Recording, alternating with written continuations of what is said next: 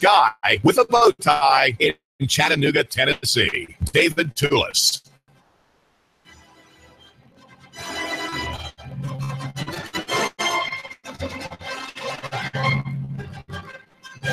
We are concerned about local economy and free market here in Chattanooga and the implications of crimes big and small on society as a whole, and the response that you might say the collective, the society or the law should have to crime. The fall of crime in past decades is really remarkable, and I think it shows in the West a blessing from God, which in many ways is undeserved, because we are a country which destroys thousands of boys and girls every day. In some of the reporting after the Las Vegas massacre, we made note of 58 people killed, and also Planned Parenthood in that same week, Planned Parenthood issued its annual report, I think, for 2015 and 16, and it had destroyed several 100,000 boys and girls out of view. Right, these human beings were not in the open air, sipping on Coca-Colas and smoking cigarettes and adjusting their clothes as they wriggled and right to the very lovely country music. These were people in utero, very small boys and girls, and destroyed by their mothers and compliant doctors and permissive states, right? State governments and county governments where there's no sheriff to stand up for these innocent human beings, and no governors to say we will absolutely abolish this slaughter of black girls and of white girls and of Hispanic girls and of black boys and of Hispanic boys and of white boys and all others who enter this slaughter mills called abortion clinics, Nashville and Memphis and Northeast Tennessee. One of the stories that has drawn some note in the past couple of days is that of Paul Craig Roberts, a former Treasury official with President Reagan, and he's a conservative, and I'd say has some stature, some respect. He mentions his doubts about the narrative in Las Vegas. There are unanswered questions, and I do. Oh, by the way, the number is 800-8949, 800-8949. And caller, you're live on the air. What's on your mind? Well, it's interesting that our great constitutional republic allows the murdering of 88 unborn babies a minute. Every minute, 88 unborn babies are killed in America. And the police know it, the courts know it, everyone knows it. And I don't see any vigils. I don't see anybody crying. I don't see flowers being... And I listen, it's a tragedy. 59 people are lost, 40,000 people a year in car accidents. But the tragedy of murdering the most innocent people not spoken of. David, I think it's time. I think it's time. It's time. It's time. And it's time for? It's time for abolition. No, abolition has nothing to do with it. You have total infiltration in every state. There are no states anymore. I think it's time to arrest every Marxist and every progressive, every liberal Democrat. I think that's the only way to do it. The universities were created by the Marxists years ago. Children are brainwashed. I think the only solution is people like Hillary and Bill and probably every Democrat be rounded up and arrested and deported. I think that's the only solution. Well, abortion clinics need to be invaded by the sheriffs, the equipment smashed, and have them arrested and tried for first-degree murder, then executed. If probably felt. Right. I think capital punishment would be appropriate. It's time. It is appropriate. And it's biblically warranted. In other words, God himself would say, yes, death for anybody who kills an innocent person apart from a conviction for a capital offense, that person deserves death. That's called murder. And I'm glad you... That's after a proper trial. They go through the system. We're not talking about any vigilante action. But after the violation of the law has been shown for premeditated murder. Right, exactly. Well, thanks, Mike. I appreciate that call, and I agree. This, and I think you, the listener, would agree with that. But we have to start thinking in terms of abolition, and I would that involves people who are now protecting this process. But just mention before I forget, there are two. Paul Craig Roberts raised these questions. So he has doubts from the right and doubts from the left. The leftist is Stephen Landsman, was Las Vegas another false flag, raising important questions about the rate of fire and the possibility of reloading that fast. And apparently the firing lasted just for about 5 minutes. And on the right, you could say, since these are not genuine distinctions, but John Rappaport's blog, More Than One Vegas Shooter, the Evidence Builds. And he talks about how it's impossible for there to have been that many rounds fired by one man reloading after 30-round clips and then hitting all those people. So there are these questions that are there. But I want to, and you might say they touch on jurisprudence. In other words, the operation of law. Law is a condemning thing. Okay, law generally, even in our day, of course, law has been misused. People think that by law, you pass a law and you make a good thing, right? You use law, which is compulsory, to bring about the fruits of what only grace really can achieve. Grace, which is to say, lenity, care for others, looking out for others. Not using compulsion, not using force, not using threats or violence. That's grace. Grace is different from law. Grace is different from force. And most progressives think that somehow law, compulsion brings about the fruits of the gospel. They want the fruits of the gospel too. Only they don't realize that they're using it in the way that Satan uses it. Satan uses deception and force, warfare and bloodshed to bring about his kingdom. To overturn, the kingdom of God. That's the larger reality in the world is I think the continuing defeat of Satan. At every turn, he's being defeated. Even though we see short term, we see some gains. Look at World War II as a gain for the national government. But at its acme, in 1945, with the obliteration of 2 civilian cities, the American behemoth began its decline by one account. Well, listen, I've got to get a lot to get to here, and I've got a very fat stack, and I want to mention the cities of refuge doctrine in the book of Numbers, chapter 35. It's an important book with some important legal principles that are still valid today and recognized in American law, and that would be the distinction between murder and manslaughter. A detailed discussion about what that distinction is, and how in the private enforcement of judgment, lethal judgment, in the old republic, the estate of the avenger of blood was the estate of the victim, and that the hand of judgment was stayed against that party by the cities of refuge, into which the man who accidentally killed another man could flee. Right? He had to stay there until the death of the high priest. He could not be molested, and there would be a trial in that city to determine that, in fact, he was not a murderer, and that the man he killed was that was an accident. Right? That is in that chapter in the book of Numbers. Now, the Old Testament is largely, you might say, public policy. The New Testament is more personal policy. There's a difference between the two covenants. Public law is all established by Moses, by God through Moses and Solomon. That's the rule of nations and how nations and kingdoms work. That's in the Old Testament. All that's settled, and by the time of the New Testament, the interest is more on the individual and the family. The focus becomes much more personal. God focuses on the individual in the New Testament. The Old Testament, where all of his rules are laid out for, you might say, for government, the civil government. That's all established and largely unmolested. Now, my time is just getting away from me, so just bear with me. Let's just call this the news roundup, okay? The news roundup is from Morgan County Correctional Complex. I have new correspondence from Grenda Harmer, the man whose name sounds as though it might come from a William Faulkner novel.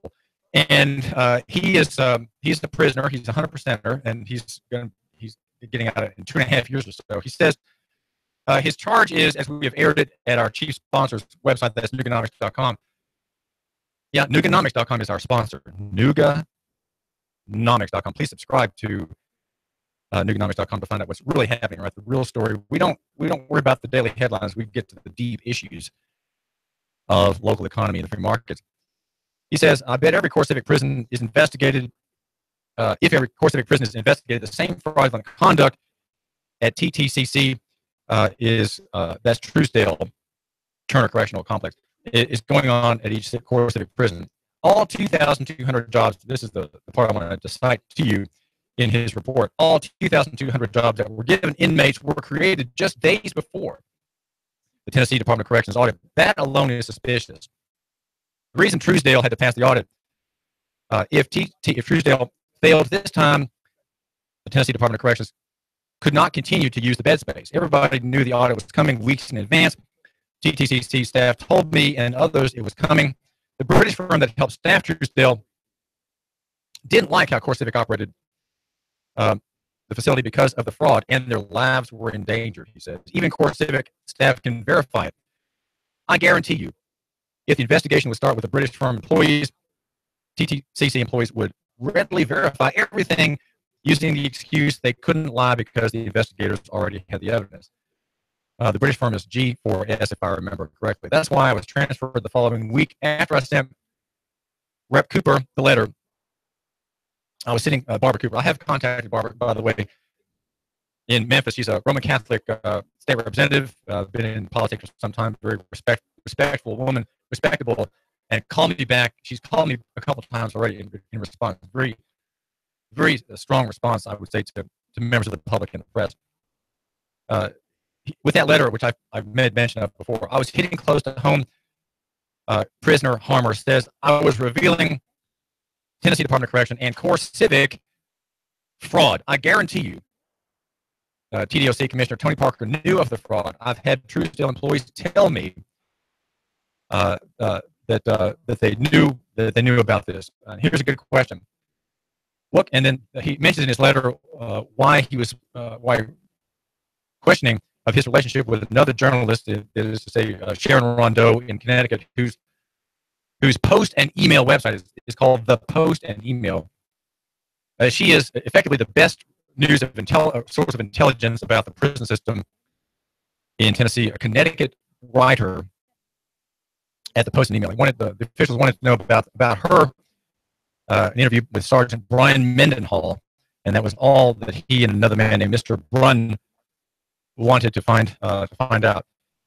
And so the allegation is that there's fraud, and that the company CoreCivic maintains the show of jobs and inmates to keep its census up, and it does that rationally, right? It's a rational thing for that because it makes a profit. There's always an interest in profit in keeping income streams unmolested, unabated, right? We don't want the income from the state to stop, so we are going to effectively play games with the inmates. Now, the story that I want to mention, again, it's online, it's outside of the Times Free Press purview, but I want to mention it in the Times Free Press copy, and that's because I think that the Times Free Press deserves credit for this story and putting it into print. And the headline is it's yesterday's editions, I think, Drug Court Recovery Centers Survive on Forced Labor. This is a remarkable story.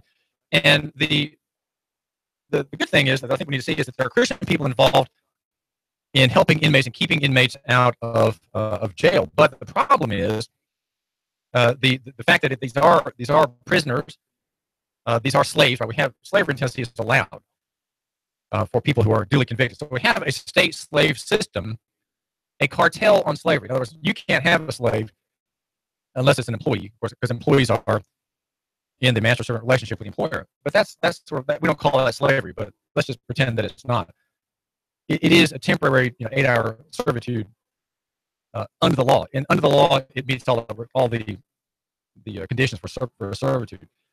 But slavery, which is the awful thing, I think that we really can't bear to think about, that is in the purview and owned by the state only. Only the state of Tennessee can have slaves, not you, and not me, though we can have employees. Judges across the country, the lead says, are ordering defendants into recovery centers that are little more than work camps for private industry.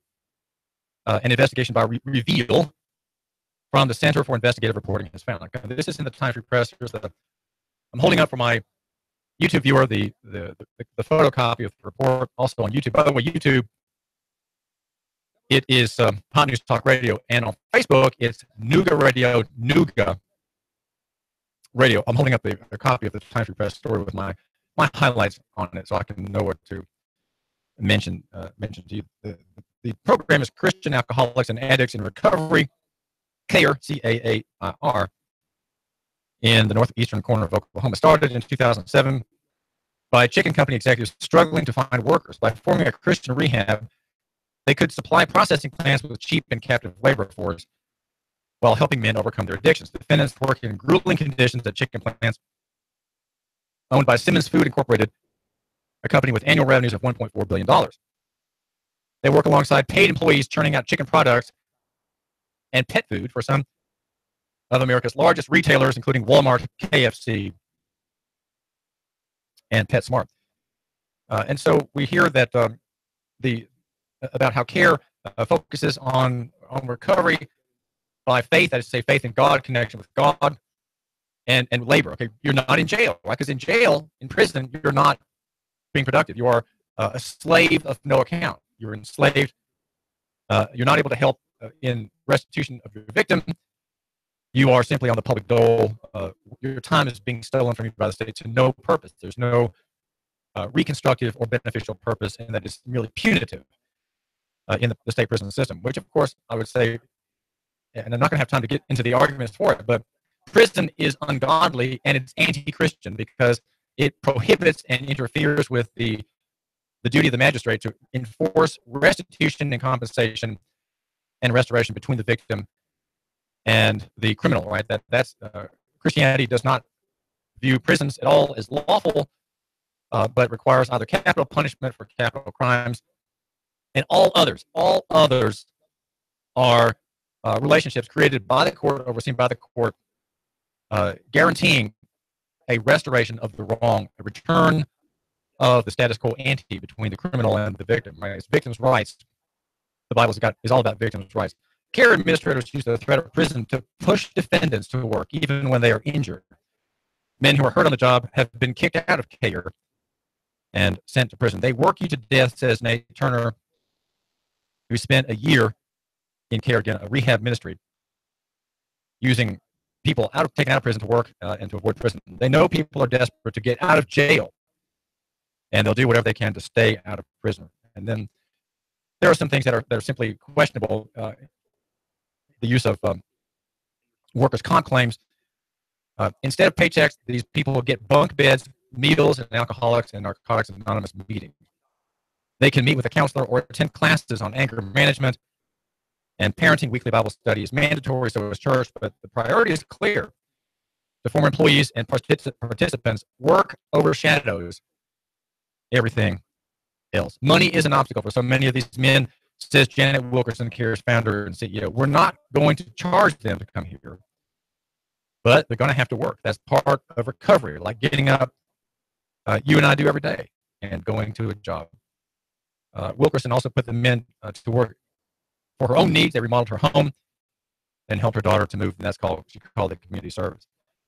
So again, you have Christian people with a good idea, but it's coming under the shadow of iffy conditions, iffy requirements. It seems abusive, but that's what Reveal in its story. It's online, by the way, if you want to find it there. Chicken plants are notoriously dangerous, and men in the CARE program have injuries. With injuries were common at Simmons. Their hands became gnarled after days hanging thousands of chickens from metal shackles. One man said he was burned with acid while hosing down a trailer. Others were maimed by machines or contracted serious bacterial infections. One person quoted in the story says it's illegal to send them to this program because it's not state certified.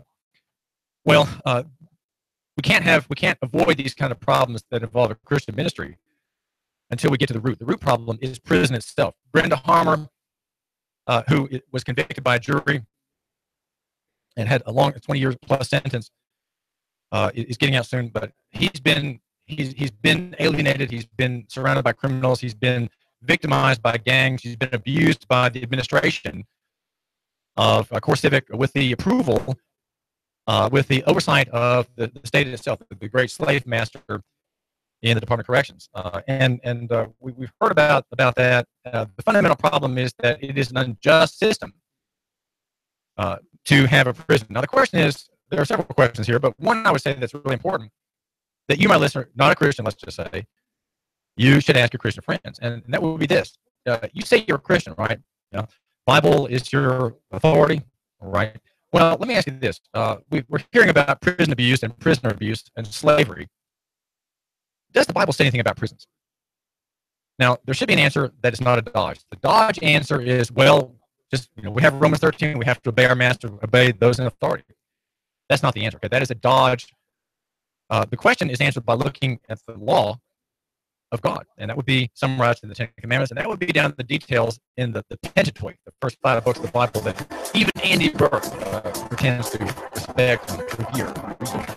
And there you'll find a judicial system in which there are no prisoners. There is rather an interest in victims' rights, the victims' rights being restored by the judge, by the judiciary, making sure that things are brought right, the status quo ante, right? The status quo before the crime is restored as much as possible.